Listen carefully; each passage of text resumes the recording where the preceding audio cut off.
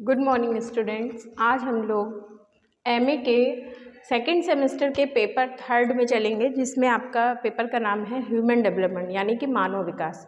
तो हम लोग वृद्धि और विकास के बारे में पढ़ चुके थे। अब हम लोग पढ़ेंगे गर्भावस्था। गर्भावस्था क्या है? गर्भावस्था एक नए जीव को मानव समाज में जन्म देने की एक अवस्था है। इसको विशिष्ट अवस्था में माना जाता है, क्योंकि इसी समय जो बच्चों में संस्कार डाले जाते हैं, जो उसमें मानसिक शारीरिक स्वास्थ्य का निर्माण होता है, वो गर्भावस्था के समय ही होता है।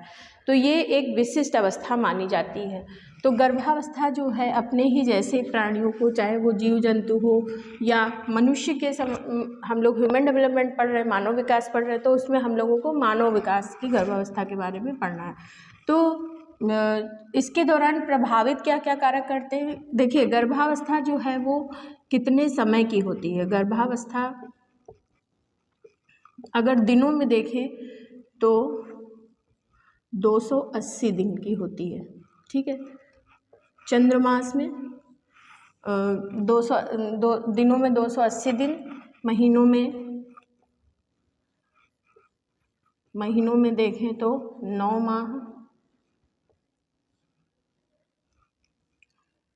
माह, 4 दिन की,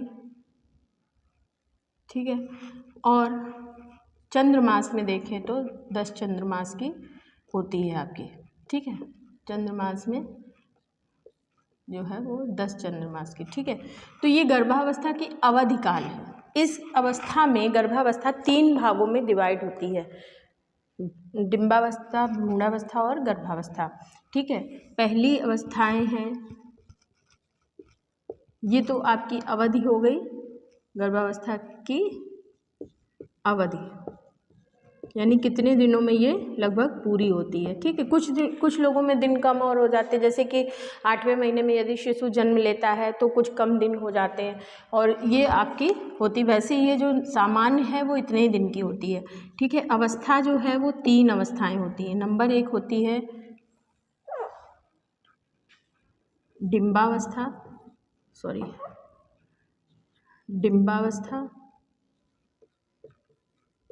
दूसरी है आपकी भ्रूणावस्था, तीसरी है आपकी गर्भावस्था, ठीक। अब जो डिंबावस्था है वो है आपकी 0 से 2 सप्ताह तक की, 0 से 2 सप्ताह। फिर भ्रूणावस्था जो है वो 2 सप्ताह से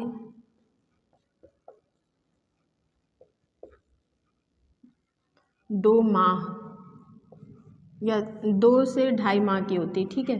फिर उसके बाद 2 माह से 9 माह तक की अवस्था, ठीक है। ये आपकी हो गई अवस्था, ठीक है। ये उम्र के हिसाब से है आपकी।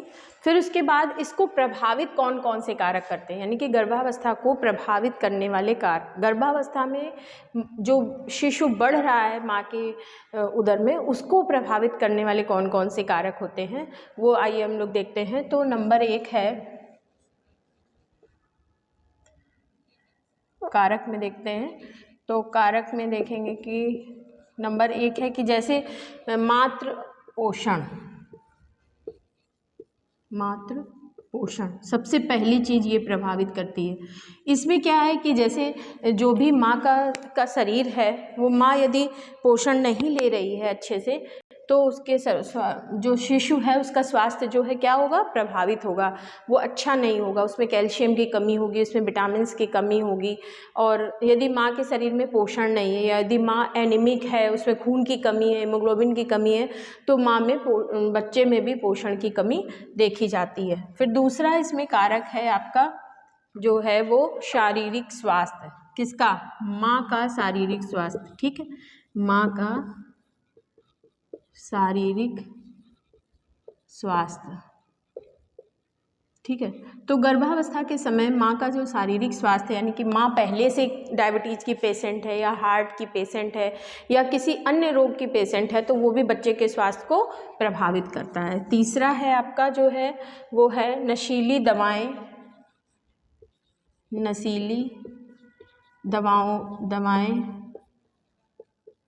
व मादक पदार्थों का सेवन।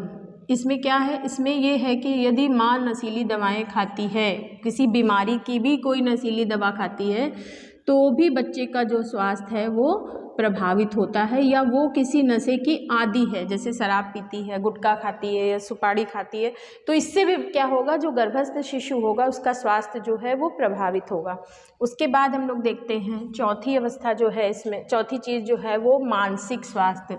देखिए, मानसिक स्वास्थ्य सबसे ज़्यादा गर्भस्थ शिशु को प्रभावित करता है। यदि एक माँ प्रसन्न चित्त होकर किसी गर्भस्थ शिशु को जन्म देती है, तो उसके शिशु का जो मानसिक विकास है वो बहुत अच्छा होता है।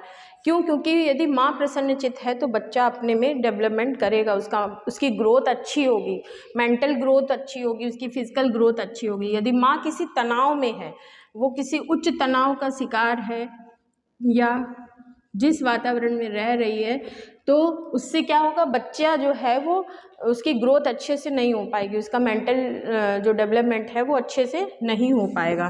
तो ये मानसिक स्वास्थ्य एक गर्भस्थ स्त्री का गर्भस्थ शिशु को बहुत प्रभावित करता है। उसके बाद आता है चिकित्सीय देखभाल। चिकित्सीय देखभाल के, मान लीजिए कोई भी गर्भवती स्त्री है, तो उसका जो शिशु होगा उसमें जो अगर गर्भस्थ स्त्री किसी रोग का शिकार है, या उसमें गर्भावस्था के कॉम्प्लिकेशन बहुत ज़्यादा हैं, तो उसमें चिकित्सीय देखभाल की आवश्यकता होती है। जैसे मान लीजिए कि गर्भस्थ स्त्रियों को बोला जाता है आयरन की टैबलेट ले लीजिए, कैल्शियम की टैबलेट दी जाती है, और उसकी हीमोग्लोबिन की जाँच होती रहती है। तो चिकित्सीय देखभाल आवश्यक है, किसके लिए? गर्भस्थ शिशु के फिजिकल और मेंटल दोनों डेवलपमेंट के लिए। फिर उसके बाद हम लोग देखते हैं कि इसमें क्या प्रभावित करता है, पर्यावरणीय कारक। पर्यावरणीय कारक में अगर देखा जाए तो सबसे ज़्यादा ये है कि जिस वातावरण में माँ रह रही है या गर्भस्थ स्त्री रह रही है, उसमें सबसे ज़्यादा प्रदूषण हो, या वहाँ का एटमॉस्फेयर बहुत ज़्यादा गंदा है, वहाँ पे वातावरण स्वच्छ नहीं है, पेयजल स्वच्छ नहीं है, तो वहाँ का जो पर्यावरणीय जो वातावरण है वो माँ के और माँ को प्रभावित करेगा, और माँ को प्रभावित करने के साथ साथ वो गर्भस्थ शिशु के विकास को भी प्रभावित करेगा। तो गर्भावस्था को भी प्रभावित करेगा। क्यों? क्योंकि जैसे जहाँ पे गंदगी ज़्यादा है, पर्यावरणीय प्रदूषण ज़्यादा है, वहाँ पे कई जो रोग जनित बीमारियां हैं वो होती हैं। तो इस तरीके से हमने देखा कि गर्भावस्था और उसके दौरान प्रभावित करने वाले कारक जो है वो गर्भस्थ शिशु के मानसिक और शारीरिक दोनों प्रकार के स्वास्थ्य को प्रभावित करते हैं। अगर गर्भस्थ स्त्री को अच्छा वातावरण मिलेगा, अच्छा पोषण मिलेगा, अच्छा साफ सुथरा पेयजल मिलेगा, भोजन मिलेगा, चिकित्सीय अच्छी देखभाल मिलेगी, तो वो अच्छे शिशु को, स्वस्थ शिशु को मानसिक और शारीरिक दोनों रूप से जन्म दे सकती है। आज के लिए इतना ही बच्चों, धन्यवाद।